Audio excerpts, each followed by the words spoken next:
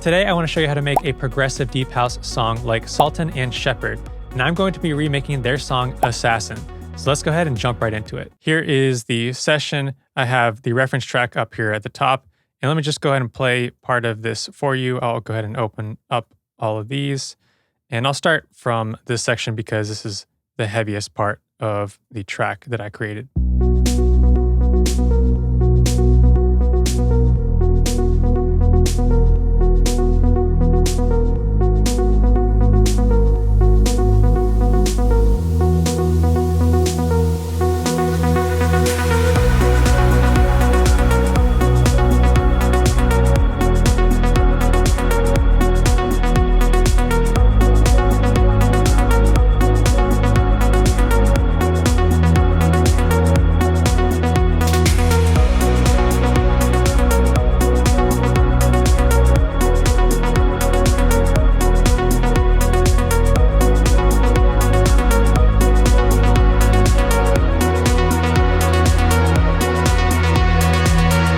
And there's the automation for that pluck. Now, when I created this, I started with the bass with this progressive deep house, this melodic progressive deep house style. Bass is really important with all deep house. And once you establish that bass, then you can really just build the track around it. So this is going to be the bass here. These are the bass notes.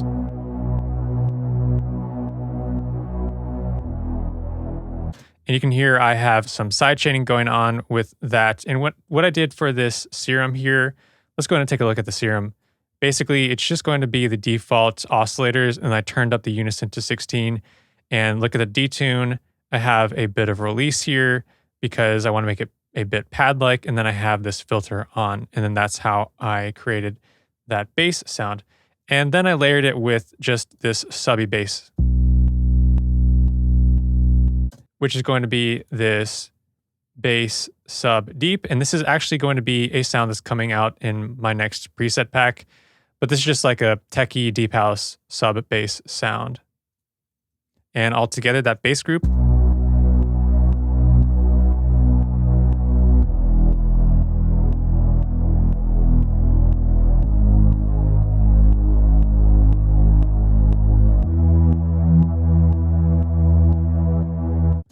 now, of course, I've got the utility plugin on the group here, making sure that the bass is all in mono, scooping out a lot of this low mid-range around 400. And then I've got my sidechain compressor, and I'm using a ghost kick. So a ghost kick is essentially going to be a kick that happens throughout the entire track, but it's muted, and it just provides the pumping effect on your sidechain compressors. So you can route your sidechain compressors to a ghost kick, and then that will make everything pump constantly.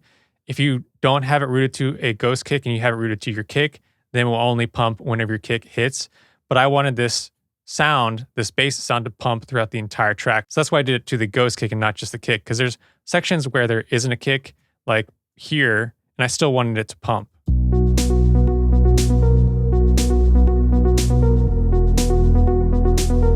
There's no kick, but I still wanted the bass to pump there. Now, after the bass, what I'll usually do is go on to the other instruments or the other lead sounds, other string sounds. Basically, I noticed that there was this pluck, which is basically the motif or the theme that goes throughout the entire track. And I'll play that for you here.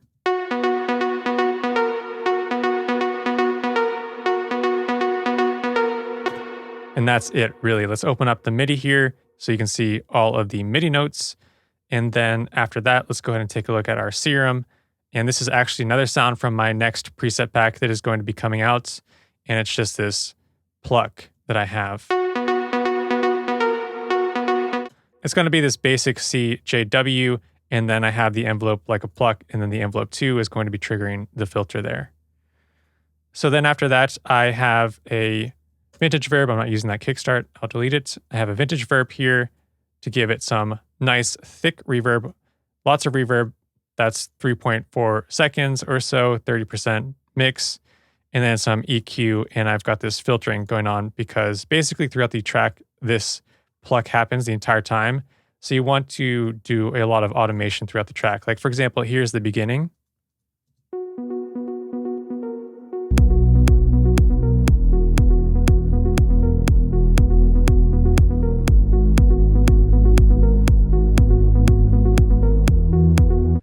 And I'm doing the automation on this EQ8. I'm doing the same thing on my bass. Let's take a look at my bass. I'm using some automation on the bass pad, so let's go ahead and open that up.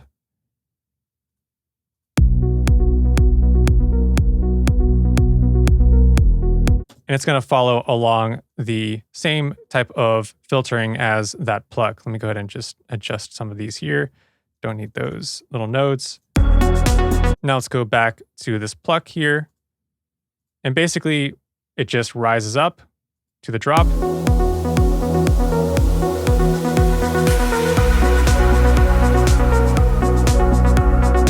And then even further up at the second drop. So that's basically one thing you can take away from these progressive deep house style tracks is it finds some type of motif or theme that you can play throughout the entire track. You'll notice that with the Ben Bomer style tracks too, is there'll be this really simple pluck sound, and then you just filter it throughout the track and release the filter during the heavier parts. So let's go in further to some other automation. I have this washout effect here. In this washout effect, I rise up, and this adds more reverb and delay to the end.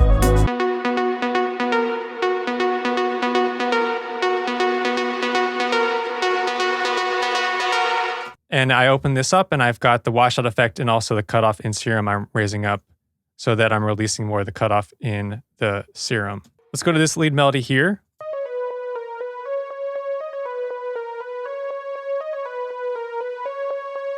It's pretty silly sounding, honestly. I have this cutoff here, and it's just going to be the macro in serum that I am automating, which is going to be the cutoff macro.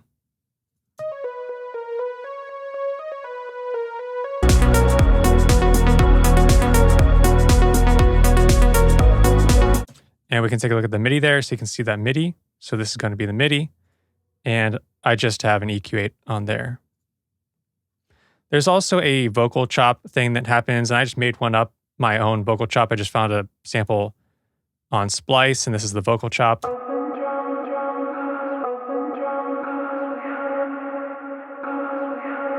And you can see I'm doing the same thing. I'm doing a automation on this EQ8 here. Let's take a look at that. Basically, during the verses, I am cutting off the highs.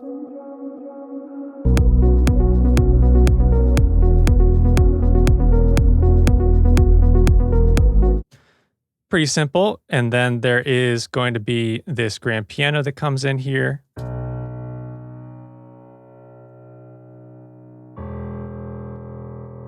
It's just following the bass notes, and it's literally the grand piano from Ableton.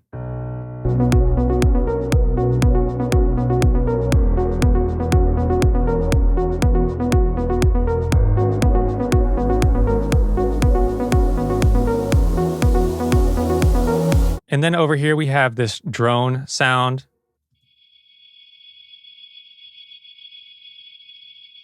Which is like this ringing sound that happens in the original track. I wasn't sure how to actually replicate that, but this sounded pretty close to adding that effect where it's this high-pitched drone ringing sound.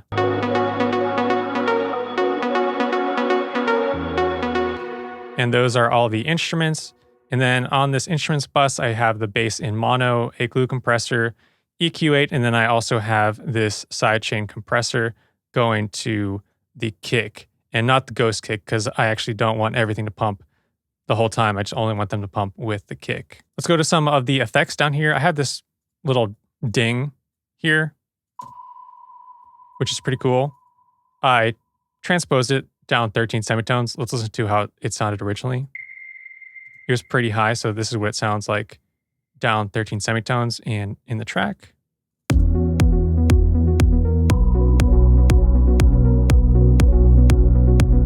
So that's just something that they have in their original track. And then I have a white noise riser here. And let's go ahead and listen to the effects.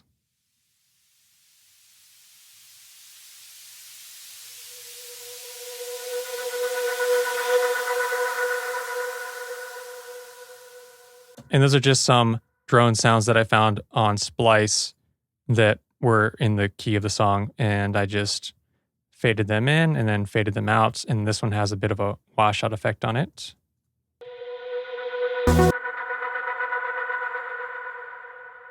To ring out. And that is just going into the drop.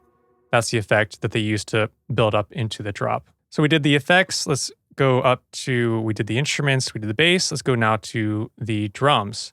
So let's go to the drop drums. Let's listen to the kick here.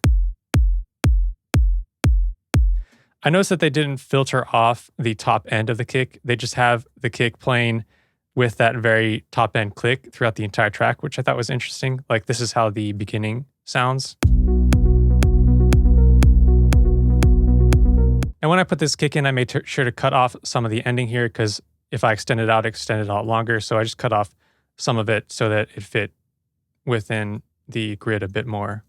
And I might even consider adjusting it a bit more to be a bit tighter, but that sounds fine with me. So that is a kick. And then let's go ahead and check out the snares here. This is going to be the first snare.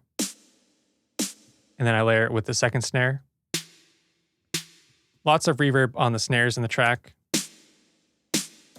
And I'm just using the Valhalla Vintage Verb for the reverb. And then there's this little snare fill, which I'm just taking the second snare here and adding a lot of reverb to it. And a little snap. And then this clap impact. And then all together in the track. It sounds like that.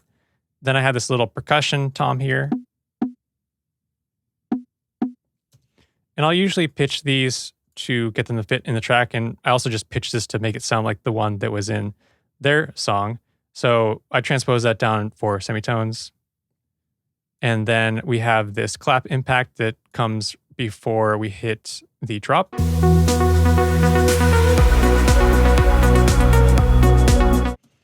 And we have this shaker here, which is just a shaker loop.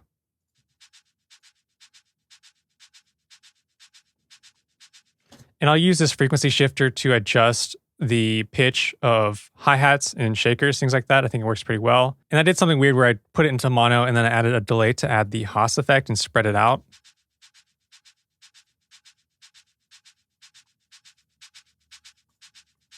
And then I have the sidechain coming from the ghost kick, and then I'm using some EQ here to add the automation. And then we have another hat loop here. Let's check this out. And then this closed hat here. And then these other hat click rhythms. So those hats together with the shaker.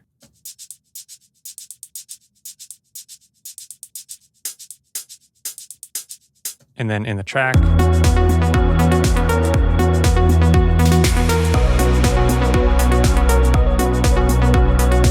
And then here is the ghost kick, which is just gonna sit under the kick and it's muted. So basically those are all of the elements. And what I would do is I would find the heaviest part in the track.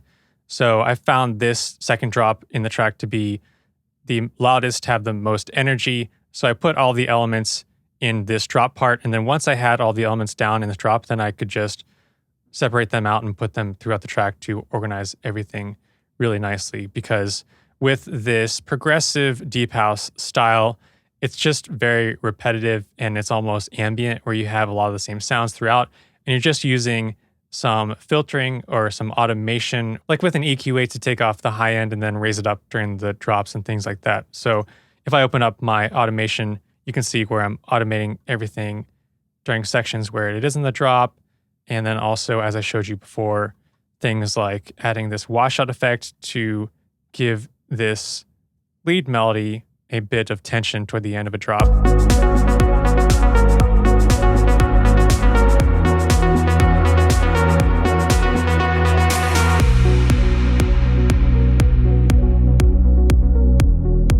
So that'd be how that first drop sounds going into the second break or the second verse when the vocals actually come in, because the vocals actually don't even come in this track until after that first drop. So maybe about 2 minutes in. This is a pretty long song. It's about 5 minutes or so, but I just did about 3 minutes worth of it. And then on my master, if I go to my master, all that I have is just going to be the glue compressor, an EQ8, and I'm just using the limiter and some metering here. But basically I tried to use mainly Ableton plugins. I'm using Serum and I'm using the Valhalla Vintage Verb. Other than that, I think everything else is going to be the Ableton stock plugins. So I'll put a download link in the video description below so that you can grab this session, and hopefully this will help you understand how to make a progressive, deep house, melodic style track similar to Sultan and Shepard. I hope you enjoyed this video, and if you did, please go ahead and give it a like. And also, if you are not yet subscribed to my channel, please consider subscribing. And finally, if you are truly looking to improve your mixing skills, then check out my Modern Mix Academy.